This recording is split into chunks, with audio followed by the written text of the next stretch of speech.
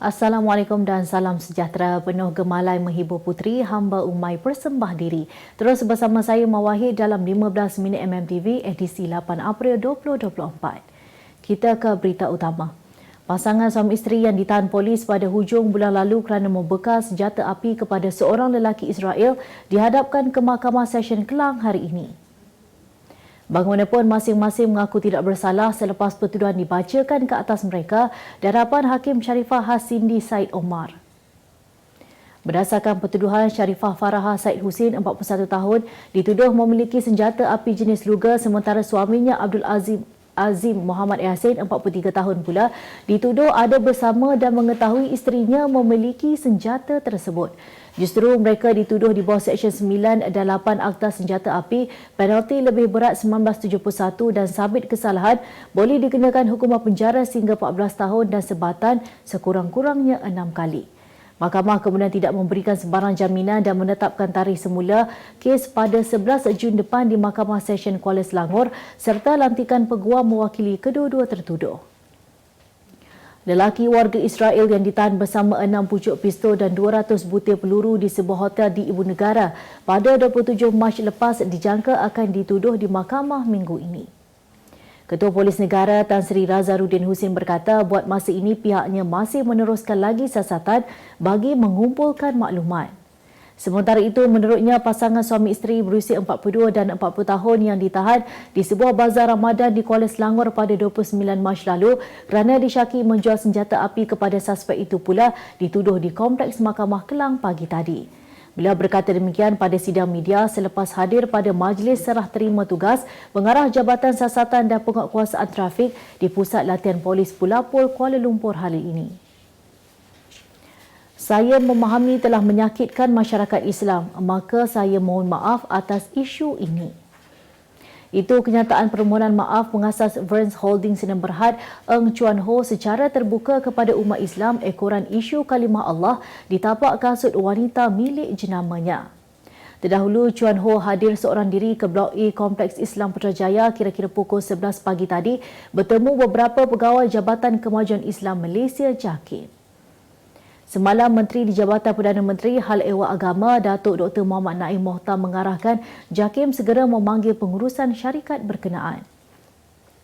Langkah itu bagi mendapatkan penjelasan lanjut susulan tular menerusi media sosial yang memaparkan logo mirip kalimah Allah di bahagian tapak kasut jenama tempatan tersebut. Ditanya sama ada JAKIM mengarahkan produk tersebut ditarik balik, jelasnya secara kebetulan ketika isu ini meletus, beliau sendiri mengarahkan kasut itu segera tidak dijual. Sebelum ini, pengurusan Verns menafikan logo yang ada pada tapak kasutnya bukan menyerupai kalimah Allah seperti yang ditularkan dalam media sosial dan turut memohon maaf berhubung isu tersebut. Polis Diraja Malaysia PDRM sudah mengenal pasti seorang daripada perompak laut dipercayai menembak 2 anggota Agensi Penguatkuasaan Maritim Malaysia Zon Lahad Datu di perairan Kunak semalam. Ketua Polis Negara Tan Sri Razaruddin Husin berkata bagaimanapun pihaknya enggan mendedahkan maklumat lanjut suspek tersebut. Katanya siasatan awal mendapati kejadian tersebut membabitkan perompak laut yang mengambil kesempatan ketika musim perayaan. Media semalam melaporkan 2 anggota Penguatkuasa Maritim Malaysia Zon Lahad Datu cedera dalam kejadian berbalas tembakan di perairan Kunak pagi semalam. Mengulas lanjut, Razaruddin berkata pihaknya menafikan berkemungkinan suspek terlibat dengan sebarang kumpulan militan, namun siasatan lanjut masih dijalankan. Utusan Malaysia dan Cosmo melancarkan satu lagi produk terbaru. Apa yang ada dalam Iklaneka? Ia adalah platform yang tepat dan efektif untuk mengiklan antaranya pelbagai jenis notis, cautan kosong, hartanah, tender, kenderaan, mencari wali atau waris dan pelbagai lagi. Apa yang anda cari? Semuanya ada di sini. 2 dalam 1. Layari iklaneka.utusan.com.my. Kita kembali lagi. Selepas bekas Presiden Parti Ikatan Demokratik Malaysia Muda, Syed Saddiq Syed Abdul Rahman disabitkan bersalah oleh Mahkamah bagi 4 pertuduhan pecah amanah, parti itu kini berdepan krisis menyaksikan seorang demi seorang pemimpinnya keluar parti. Terbaru, Jawatankuasa Eksekutif Pusatnya merangkap Biro Strategik Muda, Warren Mudin mengumumkan keluar parti semalam. Mengumumkan perkara itu dalam media sosialnya, bekas Setiausaha Muda Sabah itu berkata dia bukan lagi ahli parti dan sudah meletakkan jawatan manakala keputusan itu dibuat atas kemahuannya sendiri. Pada Oktober 2023, Pengerusi Muda Sabah Amos Etienne Zetin meletakkan jawatannya namun kekal sebagai ahli muda sebelum mengambil beberapa tempoh yang lama untuk menyertai DAP. Pelakon Dato' Aaron Aziz menegaskan pemakaian samping instan segera merupakan idea yang bagus dan sebuah inovasi persalinan raya bagi memudahkan kaum lelaki pada hari Lebaran. Ujarnya sambutan yang diterima sangat menggalakkan sepanjang 5 tahun menjual samping raya instan di Singapura dan disebabkan itu dia mula meluaskan pasaran ke Malaysia tahun ini. Dia bagaimanapun mengakui tidak menyedari wujud perdebatan netizen dalam media sosial yang berpendapat lelaki dewasa dilabel tidak cukup jantan jika memakai samping instan. Dalam pada itu, dia berkata setiap pandangan yang dihujahkan oleh netizen diterimanya dengan hati terbuka. Tambahnya, jika ada yang berpendapat memakai samping instan membuatkan segelintir masyarakat merasa tidak cukup jantan, itu adalah pendapat masing-masing. Berita dunia. Salinan komik yang pertama kali memperkenalkan watak Superman dinobat sebagai buku komik termahal di dunia selepas dijual pada harga RM28.47 juta dalam satu lelongan pada minggu lalu. Heritage Auction berkata buku komik action kosmik number one itu memaparkan penampilan sulung Superman yang diterbitkan pada tahun 1938. Buku komik dengan lukisan Man of Steel yang ikonik pada kulitnya itu diperiksa oleh Perkhidmatan Pergradean Koleksi CGC dan diberi grade sangat halus pada skala 8.5 menjadikannya salinan grade tertinggi ketiga action comics number one yang diketahui masih wujud. Sebelum ini, rekod untuk buku komik termahal ialah salinan Superman number one yang dijual secara persendirian dengan harga RM25.15 juta pada 2022. Seorang lelaki, Eleanor, melakukan 26,100 kali senaman skuad dalam tempoh 24 jam untuk memecahkan rekod dunia Guinness demi mengumpul dana bagi badan amal. Tony Pirino dari Decatur menyasarkan untuk memecahkan rekod 25,000 gerakan tersebut dalam masa 24 jam yang dibuat oleh lelaki dari Rhode Island, Joe Ravades pada tahun 2020. Lelaki bertubuh sasa itu memulakan skuad di KRRAK CrossFit Raising the Bar Fitness Centre di Decatur City pada pukul 5 pagi Khamis lalu dan menamatkan percubaan tersebut pada waktu yang sama keesokan harinya. Pirino awalnya hanya berehat selama 30 saat selepas setiap 22 gerakan skuad, namun kemudian mengambil tempoh rehat yang lebih lama untuk memastikan dia mempunyai cukup tenaga bagi meneruskan usaha itu. Kemas kini pengetahuan anda tentang isu ekonomi dan pasaran. Merangkumi sektor hartanah, perniagaan, keuangan, komoditi, IKS, halal niaga dan dunia korporat. Sentiasa ikuti perkembangan ekonomi semasa di dalam dan luar negara. Semua informasi terkini hanya di hujung jari. Dapatkan edisi ringgit setiap Isnin hanya di Akhbar Utusan Malaysia.